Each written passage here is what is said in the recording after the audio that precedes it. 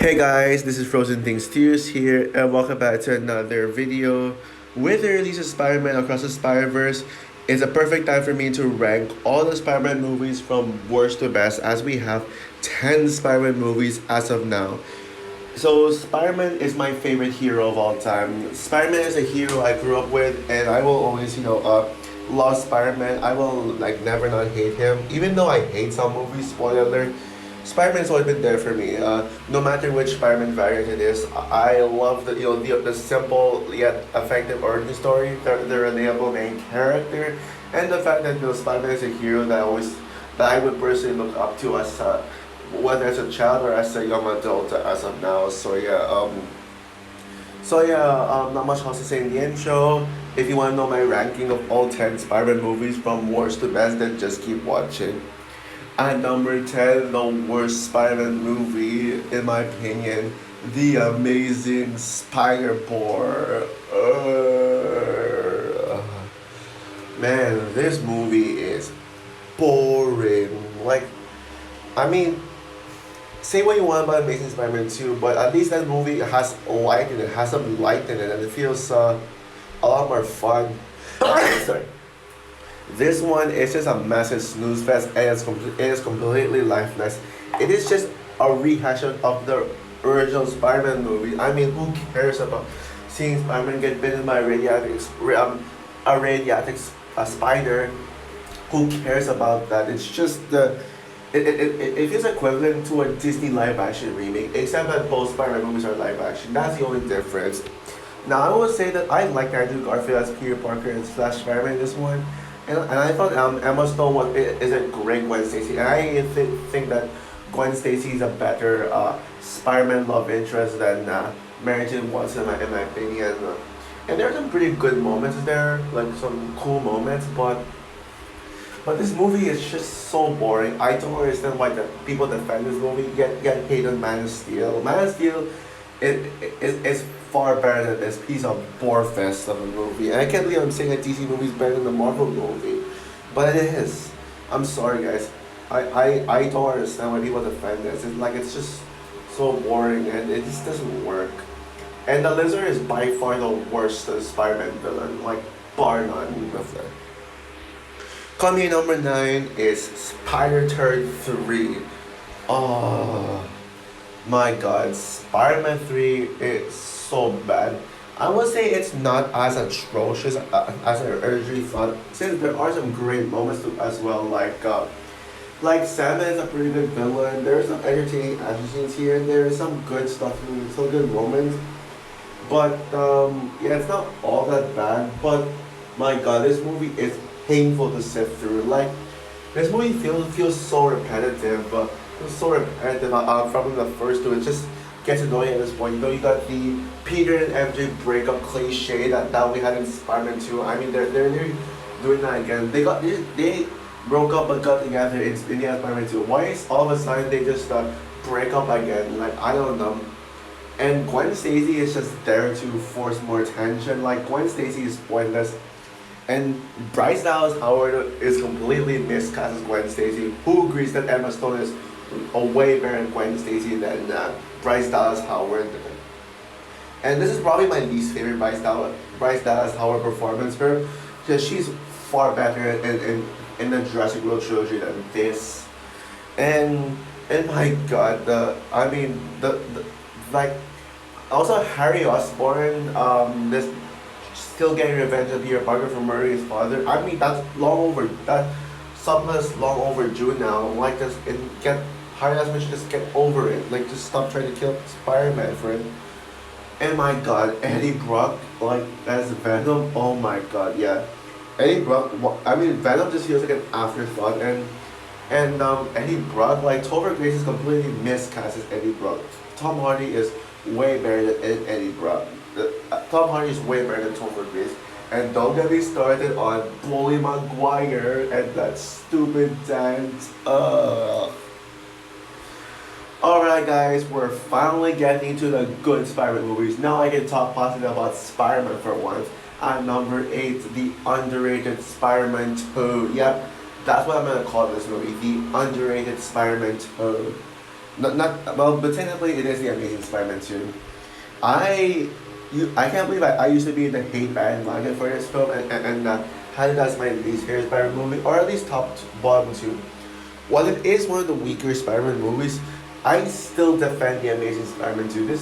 Yes, sure, this movie is quite messy since there are some unnecessary subplots. Harry Osborn felt like an afterthought, and I hated Dane DeHaan's, and I despise Dane DeHaan's performance as Harry Osborn. I couldn't stand him one bit.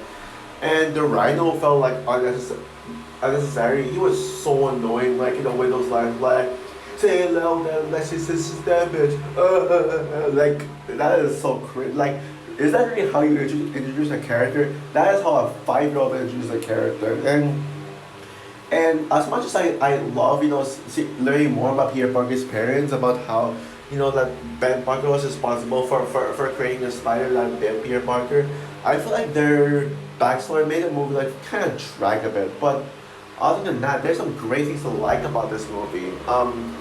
Like, Spider-Man is much better. I feel like I mentioned this when I talked about the Amazing Spider-Man earlier. That suit was horrible and ugly. This suit right here, this is one of the best Spider-Man suits. It just looks so clean and it's so comic accurate. I think it might be my favorite Spider-Man suit in my opinion. The swing, it has some of the best swinging scenes with such an amazing score from Hans Zimmer, best music in the entire franchise.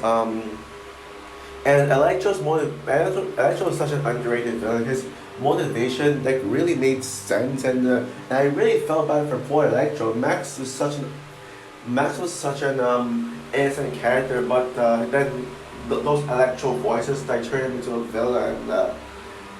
And Gwen Stacy is just perfection. Also Andrew Garfield, Gwen Stacy performance in this movie is just perfection. Yeah, and their romance is and their romance with another is the highlight of the film. And I every time I rewatch this movie, I cry. I sob at Gwen Stacy's death. Like, it is so emotional. And screw you, children, to find out World Tour find out someone for cheering at Gwen Stacy's death. Just because you hate Spider versus Gwen Stacy, both Gwen Stacy's are not the same.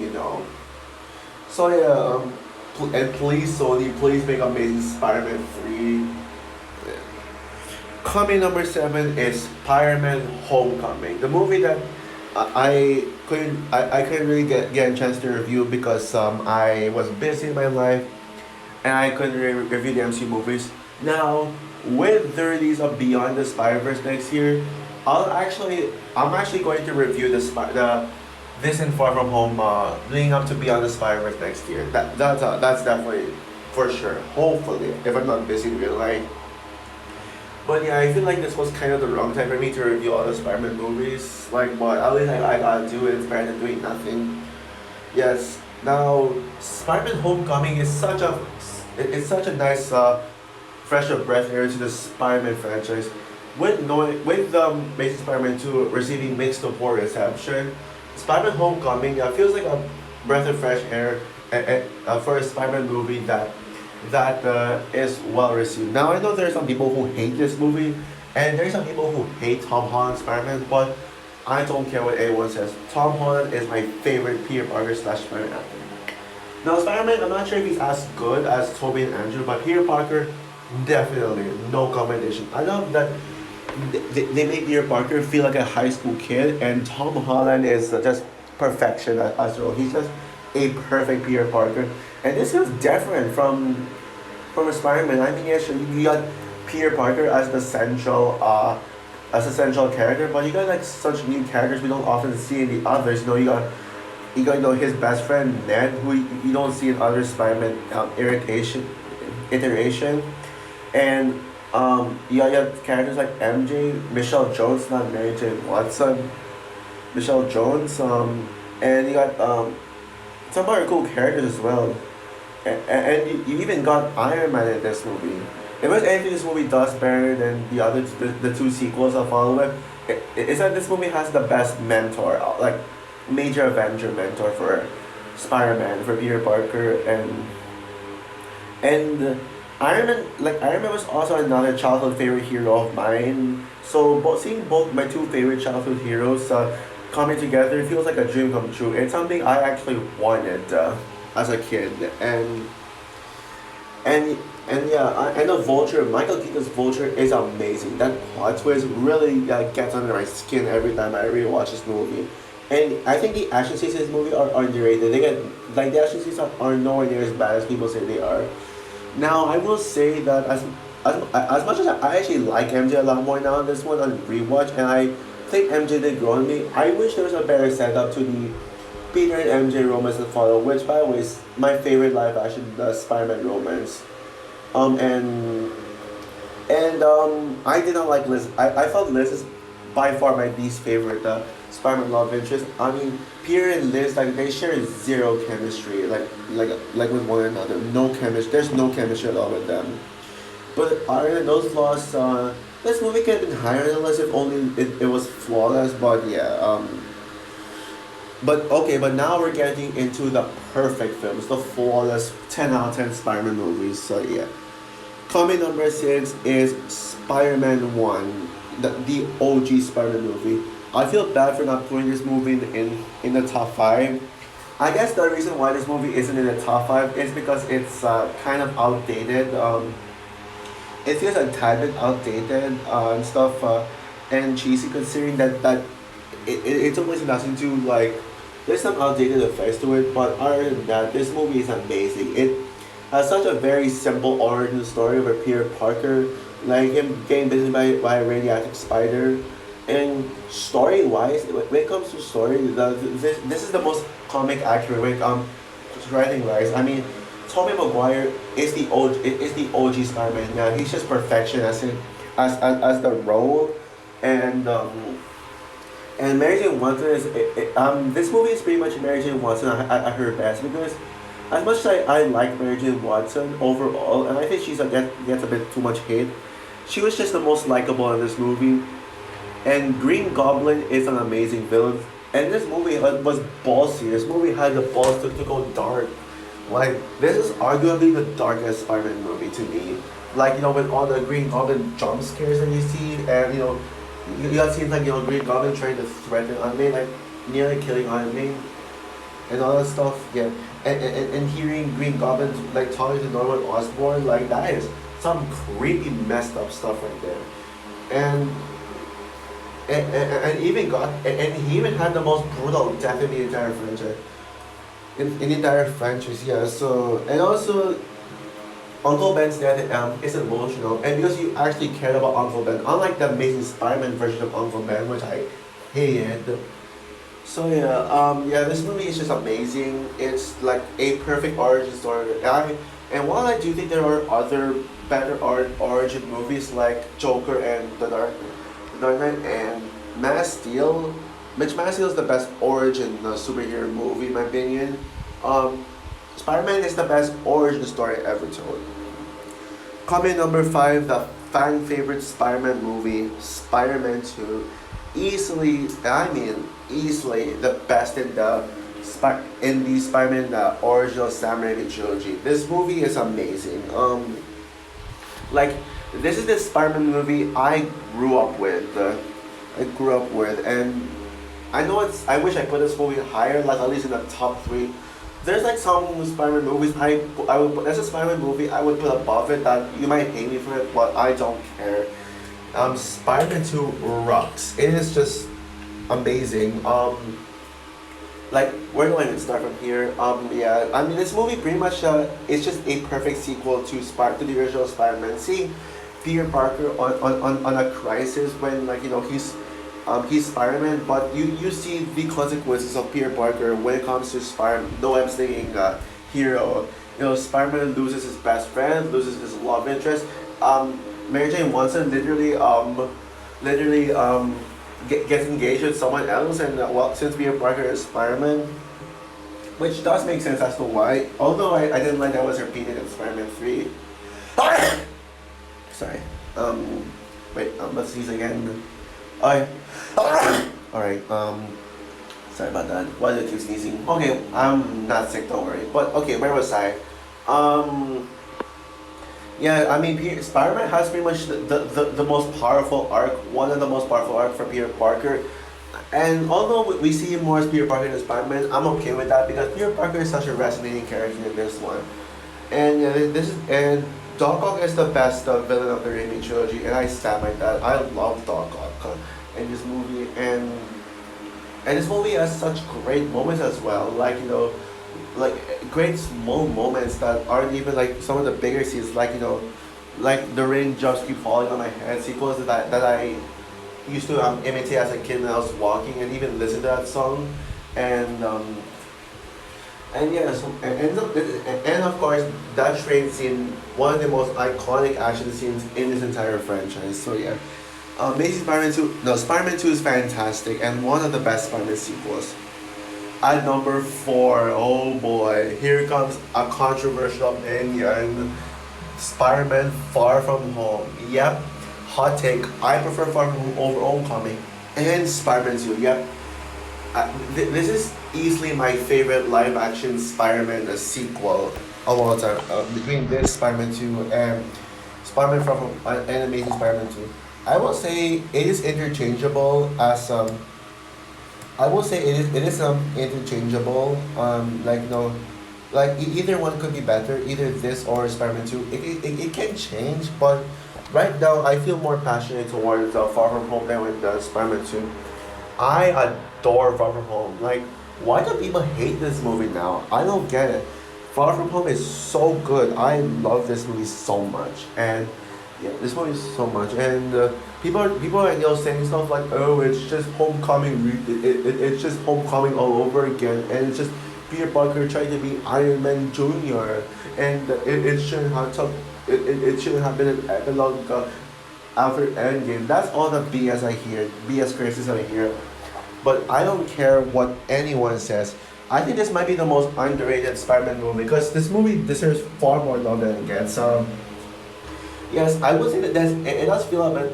It is just as light-hearted as Homecoming, but it does have some great stuff to it too. I mean, I love that this is the first Spider-Man movie that took place outside New York. So we get to see Peter Parker traveling to different places, like specifically in Europe, like Prague or Berlin or those stuff. I forgot where specifically he went, but I only remember honestly I only remember Prague, but I do remember that he was supposed to go to Paris, but it got cancelled because of the monsters. Oh, and I should forget the final battle took place in London as well. Perfect place to have the final battle. Yeah, this movie has such epic action scenes, and I love the suit that this movie has. Even if it's not as good as Amazing Spider-Man 2 suit, I love Tom Holland's Peter Parker in this Peter Parker's arc of trying to be the next Iron Man, but learning that he can be his own thing. And Nick Fury is such a great mentor to Peter, even if he's the weakest of the three major Avengers who stars alongside Peter. I'm sure you know what I mean by that. He's still great as well, and yeah, and I love the elementals. Yeah, like elementals, like I said, like the Pixar elementals, but yeah, I mean the evil giant elementals in this one. And Mysterio is my favorite live action Spider-Man villain. He was my favorite Spider-Man villain, but he was recently topped. I'll get to that in a bit. But yeah, Mysterio is amazing. Like Jake Gyllenhaal is perfect for Mysterio, and he's such a manipulative villain. Like tricking Peter into being the good guy, the hero, but turns out he's just trying to murder Peter like that. And and of course, let's not forget that post credit scene. Still to this day, my favorite MCU post credit scene when Mysterio revealed Peter Parker's identity to the world. Spider-Man's name is Peter Parker. But by far, the best thing about Far From Home, in my opinion, is the romance between Peter and MJ. This was the movie where I started to fall in love with MJ. I was like, ooh, I love MJ. She's actually really attractive and will always, and I mean always, be Zendaya's best role. Like, sorry, Dune fans, but even though I love her in Dune. Peter and MJ's romance in this movie is just perfection. Like seeing them walk, like seeing them like be together. Like Peter Parker trying to impress MJ, and seeing those two like walk on the Prague Bridge, and seeing them like seeing them like concluding like them actually be able to kiss. at the end. It's just so satisfying. And I will say that this movie right here is MJ at her best, and MJ is my favorite character in this entire Spider-Man trilogy. As much as I love her in No Way Home, I think she was better in Far From Home, in my opinion. I know people are hating the fact that she's going to be returning in Spider-Man 4. I will admit that her storyline does deserve to conclude, and Peter should be around other characters. But I will watch MJ with an open. I will watch Season Data's character with an open mind. See what they can do with her character in Spider-Man 4. So yeah. And coming number 3 is Spider-Man Into the Spider-Verse, the fan favorite Spider-Man movie. A lot of people seem to consider this to be the best Spider-Man movie, and I can totally see why. As Into the Spider-Verse, it is a masterpiece that no one expected. I felt like the only person who knew that this movie was gonna be a masterpiece, considering that Sony Pictures Animation is making a Spider-Man movie, making the animation look unbelievable, is just something. Spider-Man Into the Spider-Verse is a game changer to Spider-Man, like to Spider-Man, because it made Spider-Man, it really like influenced other animations, other studios to use animation styles like Sony continuing to do it with their original film Mitchell's vs. the Machines, which is under Netflix. And we got other films like The Bad Guys, Puss in Boots: Last Wish, the Netflix series Arcane, and upcoming films like Teenage Mutant Ninja Turtles and Wish. I guess maybe Wish. But I explained many times already what I mean by that. But yeah, this movie is just perfection in every single way possible. Like this movie, not only does this movie have one of the best looking animations, it also has such a relatable story of Miles Morales going from adolescence to a hero, having such very relatable. Like Gwen Stacy is my superhero movie crush, and one of my biggest crushes in general, and the best character in 2018. I love other characters like Peter B. Parker, Penny Parker, who's my favorite of those 3 Spider-Man movies. But Penny Parker, who's my favorite of the 3 Spider-Man, like the Dimensional Spider-Man with between her, Spider-Ham, and Spider-Noir. I do think Spider-Ham is a bit overrated because people say he's the best character just because of how cartoonish he is, but he's honestly the weakest of the 6 Spider-Man people. Like certain people, I get why he's the fan favorite though, but I prefer the other Spider-Man, and Penny Parker is underrated, by the way.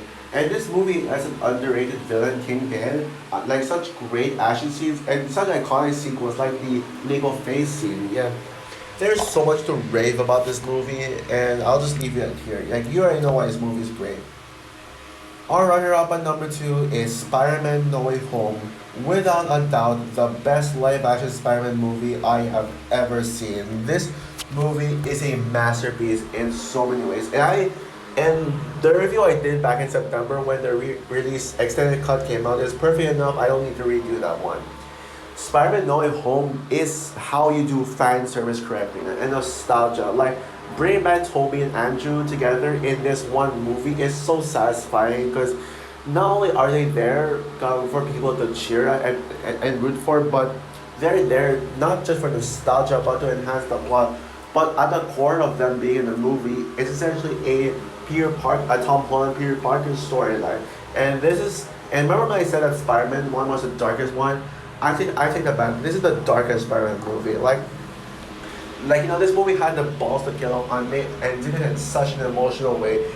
Tom Holland gave his best performance ever in his career. I love Doctor Strange in this one, even though he's one of the weaker aspects.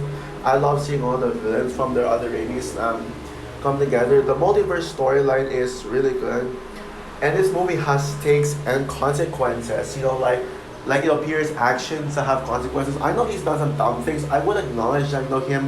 Peter Parker trying to make Doctor Strange cast a spell just to get his friends and MJ to college is kind of stupid. But the movie acknowledges it's stupid because it actually has consequences. Peter's actions for doing that has consequences.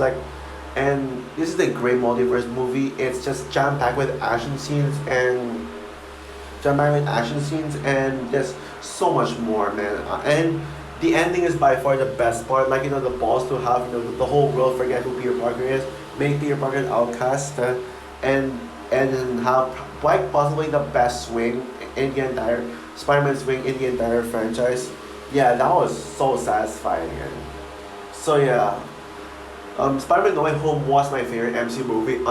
Unless until most recently topped by Guardians of the Galaxy Volume 3, and was my favorite Spider-Man movie until now.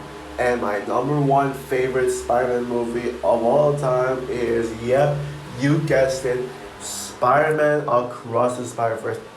I don't need to say what is there to be said already. I did like a whole 1 hour analysis, deep analysis review on why this movie is a masterpiece. So I'll keep this movie brief, but yeah, Spider-Man Across the Spider-Verse is the best Spider-Man movie because of how hard this movie went.